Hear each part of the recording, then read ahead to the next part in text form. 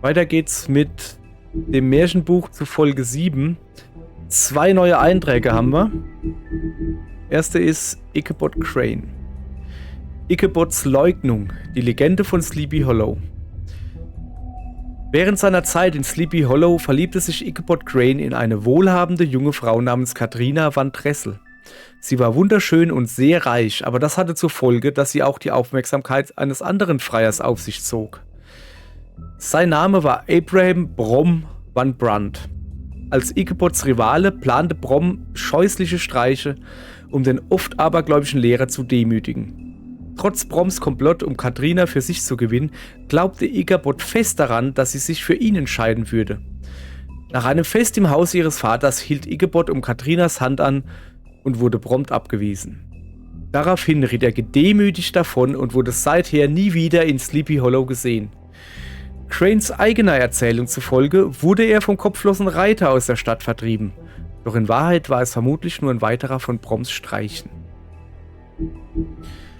Letzter Eintrag, den wir freigeschaltet haben, in Episode 2 ist der magische Spiegel. Der magische Spiegel spricht zumeist in Reimen und verlangt von anderen, es ihm gleich zu tun. Außerdem benötigt er den Namen von dem, was man finden will, egal ob Gegenstand oder Person. Wenn man diese Regeln beachtet, gewährt der Spiegel einen kurzen Blick auf das, was man sehen will, aber nicht mehr. Das war's für die Folge 7. Eigentlich sind die Sache, das hier ist aus von der, lass mich mal überlegen.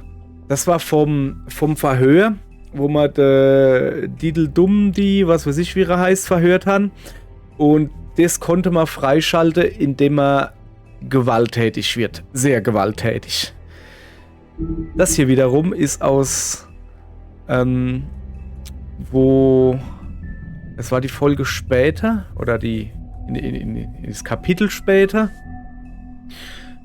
wo mir The Toad und der TJ beziehungsweise die TJ selber interviewt haben, um zu erfahren, was er gesehen hat. Und wenn man dann am Schluss gefroht wird vom Schneewittchen halt, hier, willst du die Leiche jetzt angucken, kann ich sagen, nee, dann gehe ich zurück zum Spiegel und froh schnell immer, was hat dann der Tod von dir sehen wollen. Und dann schaltet das Desto frei. Habe ich jetzt noch ein bisschen nachgeholt, damit wir hier das schön alles freigeschaltet haben. Aller gut, das soll es dann gewesen sein. Morgen geht's weiter mit Episode 3. Das ist dann die Folge Nummer 8 von uns und das ist dann die erste Kapitel von der Episode 3. Dann würde ich mal sagen, bis morgen. Hoppala, der Agerwild war. Schalte wieder in. Morgen, wann ihr wissen wollt, wie es weitergeht. Tschö.